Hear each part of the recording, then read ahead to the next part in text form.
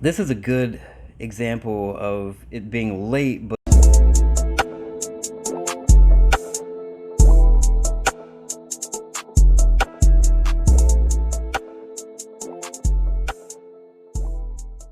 so I just spent a decent amount of money on a scanner that tells me a lot more information than the basic scanner, but there's ways to actually take the information here and apply it to the basic scanners that give you the basic knowledge of what is going wrong with your vehicle.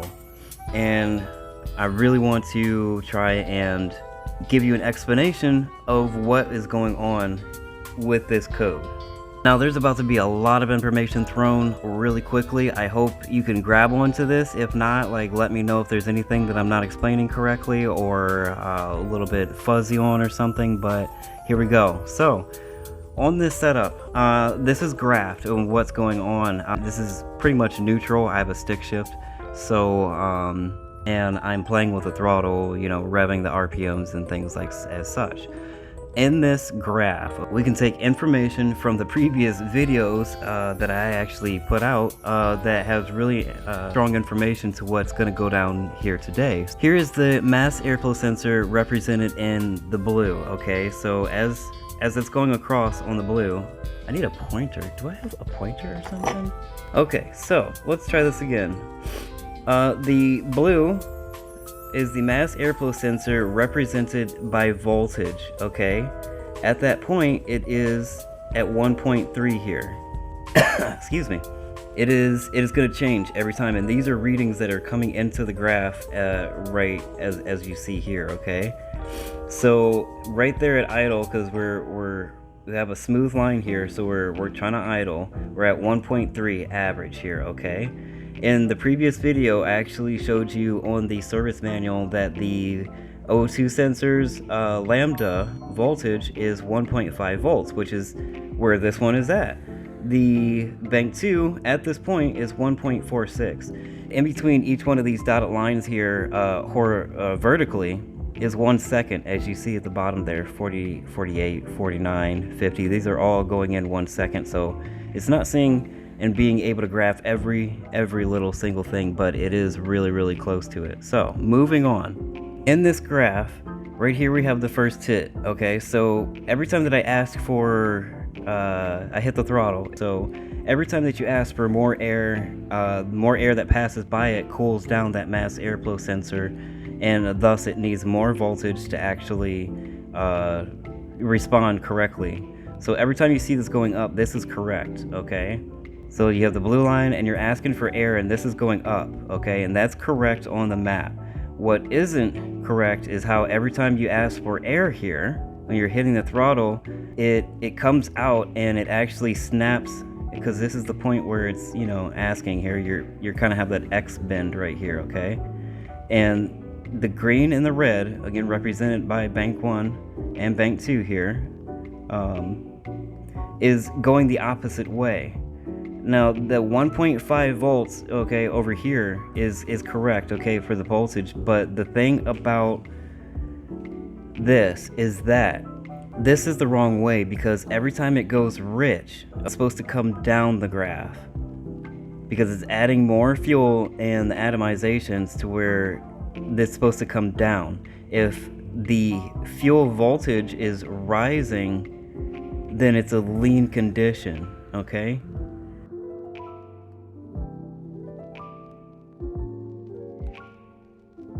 and you see how this is now. That's what kind of freaks me out here, because now I'm thinking, if I'm thinking about this correctly, you're asking for more air here, and as soon as you're asking for more air, like you're stabbing on the gas, I think that's where that vacuum leak is, and you can actually sense that in the voltages here, because the voltage for the O2 sensors go way lean, and then they try to snap back into play, but it equals out, because here again I'm trying to idle, trying to actually find its idle in the right mixture. You can kind of see how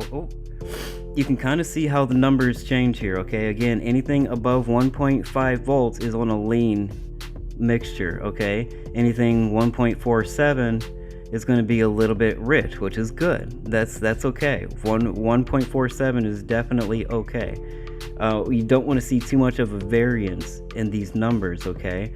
Now you'll start to see in the next few clips that the 1.3 volts is definitely going to end up changing. I hope you have a general understanding of what I'm talking about and the advantage of one of these scanners versus one of the other scanners, and they still graph.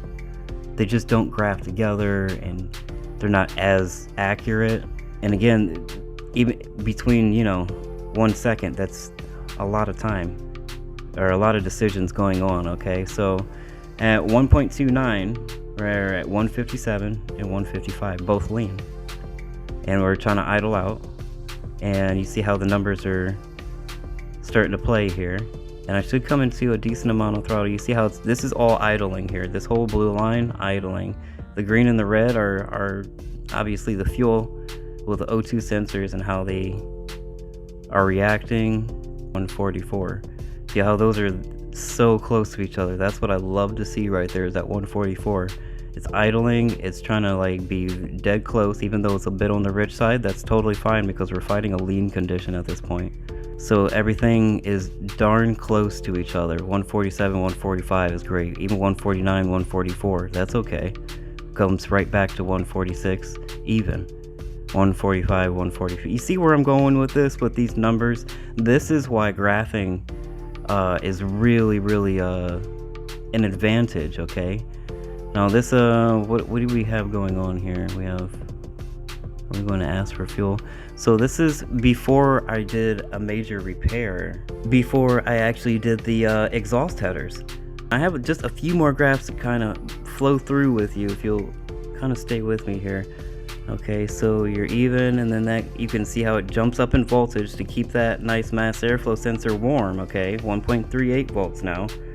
And then we're jumping at 1.53 to 1.4. Might be able to deal with it as it comes back in, you know what I mean? Like, but it's one's on the way rich side, and then one's on the lean side, so I don't like that. And the lean side one is the bank one as of right now throughout that. That's something that's kind of hard to see on that graph there, but it is coming up. I think Pepper wants to come say hi. All right, so I'm gonna hit play and let this go after a few more, because there's a few more frames, but you can kind of see how it dips down. Now this is before I did the header, and this is why this is like, so you can see how the blue and the green and the red come up, and it's not snapping away like it should be. Asking for air, and it doesn't really supply any kind of fuel, as you see right there. It's not adding the fuel back down, but right here, snap for fuel or air, and that's how it's supposed to look, is go way down and then find its balance back in there. That's what it's supposed to do. This, coming back over, it's coming into a more rich mixture, not as much, but it still is there. And again, oh, see, look at that right there. Okay, so you see how I'm asking for air, 1.86 volts, okay? That is wonderful. This is at 1.3, and then this is 0.91. That's a huge difference between those two numbers, while it's asking for a bunch of air, which is totally fine. Again, the blue line, the air voltage, I'm not worried about right now, but the green and the red one is obviously what's giving a lot of information to what is going on with the motor and this godforsaken P2A00 that just loves to linger around. Again, this is another, it's asking for air in a small snap, and it goes downward and comes back in. It's just not what I want to see. So ending this one out, this is the before I did the exhaust header. Now let me show you after the exhaust repair. Alright, so I'm pretty sure this is the one that I recorded that is after the exhaust repair, and it shows a difference. Now I'm going to let this play at first, okay, and let me get my pointer here. Bank 1 and Bank 2, again represented by red and green. This time Bank 1 is green, so keep that in mind, alright? And then you have your mass airflow that's there, but even just starting out where this is idling 122 on the mass airflow voltage, so it's got to be real low idle there. 145 and 147, so we're right between each other, and it is right just a little bit on the rich side, which is exactly where it should be actually running at. Now, as I hit play here, you're going to start to see how what I was talking about when you ask for fuel or air, the fuel should respond really quickly to that. Now, they were still running around 145 and 147, still just idling. So this is exactly, you know, where it should be for the most part. This is well within the range that it's supposed to be. So here's some action that's about to happen, all right? Okay, all right, now let's stop right there. And because you're 127, 147, 146, okay. Now 148, so you know you have a spike, 121 to 148, you know, and the graph obviously over here showing the uprise, which is a good thing again. 157, 152. Then it comes back down, okay. And 135, 128. That seems like it's down into the rich side way quicker. And it could change any which time, you know what I mean? But here we are with the blue, and it's coming back. So here it is starting to idle again, and or find its air fuel mixture. The blue is starting to come down off of the rev and trying to find idle. But here I am asking for another bit of air, so I stomped the air again on the throttle there, and this time it brings it up to 153, which brings that down to 95 and 97. As quick as that's happening, these two, hella close. But this is coming up, and this isn't rising too much, so to speak, because that rise was kind of before the asking of air here, if you're really looking up and down on this graph here. And you're over here and it spikes down. It's spiking down into the rich side way quicker.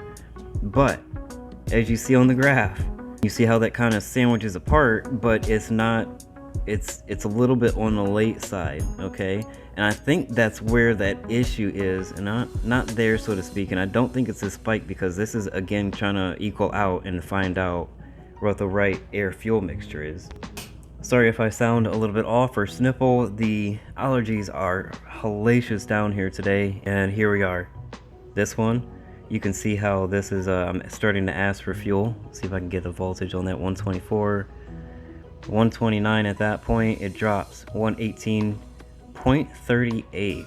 Here we are with a snappy comeback, and it almost like bounces, reverberates. As much as it goes this way, it almost comes back as much. And it's just bouncing. We're still having some differences happening here, and it is proven that the code has came back on my machine. So I'm trying to look for a specific issue, and from here to there, that's a lot of time for mistakes to happen. From this is going up in the air, and these two are starting to head downward. There's a lot of mistakes being made in between that area, and I think that is a problem. But this isn't at least following the air and then shooting back down anymore. So that exhaust header definitely fixed part of that issue towards the P2A00 code. But this is so late. See how that is well before 121 and a half, and then like 122 and a quarter. So that's like three quarters of a second of running before that fuel really starts to get in there and starts to do its thing for just that little brap right there. So that is what I can see with the graph. And when you see these spikes, and how when you're asking for throttle, as soon as you're asking for throttle, when you're monitoring that, is it shooting up first and then coming down, or is it, because that right there, this is a good example of it being late, but still this is way closer to what it should be, with you asking for a spike of air here and it coming down into the rich side. This is what should be happening down this side here, and then equaling out as it should down the line, but it seems like this is late in this area to where it's getting that fuel to come down. So that's where I think that it has the still yet the same, some kind of an intake leak or exhaust leak, which I don't think there's an exhaust leak at this point because I've gotten everything replaced and buttoned up. So, but again, that is super late right there. So I'm really thinking that is what is going on, and that is what the code is being set off of. For OBD2, again, I think it sucks even though they boast of 5,000 codes. Why can't you just tell me right there, or even have the graph set to a picture? As you can see, again, that's splitting. But hey, pay attention to this area right here, because this area right here might be a trouble problem. That would be super nice if the scanner, would tell me that, or pertaining to the code, because there's not 5,000 sensors on the car. There's 5,000 different codes, and there's like 25 for one item and nothing for something else. It's ridiculous. So I'm not a fan of OBD2. I would love to work with a company and try to make my own OBD3 system, the one for the mechanics where people can actually work on their cars, and understand what's going on, because I'm not impressed with it. The basic scanners, they do provide a lot of information, and again, if you hit the throttle on your one scanner and you happen to see that it goes way up first, depicting on how your graph is, because sometimes graphs are upside down, so pay attention to your graph being upside down or not, and which way they're pointing to. So less voltage is richer, which is why this is going down. Okay, if it goes up and adds voltage to it, it is a leaner condition. That is something that really helps out with just a little bit of information. And then I had to dust off the old cogs off the old clock and try to get some of the stuff working, because I had to figure out what's really going on with this, because it's time to come to a close and have this computer say that I got it fixed. That's for sure. In which case, if I fix it and we've been going over the same issues, hopefully, seriously, that'll be the same thing that fixes your problem. So stick along with me here, because I think I'm on the route to the piece of what it is. So let's take it one step at a time. And yeah, this is what I wanted to show you today, was this amazing scanner. So I wanted to get this piece to be able to hopefully help you understand what's going on with your vehicle, because this is an issue that should be pointed out a little bit easier on the OBD2. All these codes, I'm still not happy with OBD2, and I do hope for a OBD3 that is actually made for the mechanics or the home mechanic or somebody who wants to actually fix their own car, because not everybody can afford a dealership, that's for damn sure. Now, I wanted to sit here and compare this because I didn't want to just run off of any kind of information, but I did sit here and compare it with my other car, which is a Honda. When you have Lambda, hey, look at that, air fuel Lambda, it's set to 0.99, which is just a touch on the rich side. This is a 2005 Honda Civic, non-VTEC motor, and there's the air fuel ratio, which doesn't show a lot, but it does show the numbers up top here, shows the value and how this one is running. Now, it is a 4-cylinder single bank, so there is that difference, and of course, there's every other difference along the way. 4-cylinder, 6-cylinder, V6, L4, Honda versus Nissan is totally different, programming technically. But I do believe the fuel ratio is supposed to be, let's just stop that for a second, see what the numbers are, because those are tracing each other. And with the air fuel ratio, the Lambda goes with it, but it's so similar. But these two, even tracing each other on the map, if you can I zoom in here? Okay. So even looking at that, okay, those two are tracing each other. And I'm not even into the values of what this car is supposed to be running at, but as this runs, they're over top of each other pretty much the whole time. And when you sit here and are able to compare one car to another, just to get a general basis of what's going on, I think it really helps basic understanding, and it really helps kind of knock the dust off of the back of my clock, so I can kind of get my thing back into understanding what was going on. But it's just nice to kind of compare that kind of information. So, what does all that information tell me in the end? Okay, because at the end of the day, right now, I still have that P2A00 code. I've got an idea, but we'll get to that on the next video. I wanted to say thank you for watching, and I really appreciate from the bottom of my heart. At this point, the channel has broken over 30,000 views, and I seriously just wanted to say thank you from the bottom of my heart. I super appreciate everybody coming along for the ride with me. This has been a troublesome code. It really has, and with that scanner over there, it really does help figure out what's going on with this thing, but it doesn't, again, tell me everything that's going on, because OBD2, that's what I say to that. I just wanted to show you that information on the new scanner that I got to hopefully let you guys understand what was going on just a little bit more, because yeah, this wasn't a cheap one, but it is a very, very helpful one. So, with a little preview to the next video coming up, which is going to be all about this scanner here, I wanted to say thank you once more just for watching. If you like this video, please, that's a big thumb, go ahead and give me a big thumbs up. I super appreciate it, all the comments and likes and even just the views. I really do. So thank you again. Subscribe if you're not, and you don't mind. I'd appreciate that very much.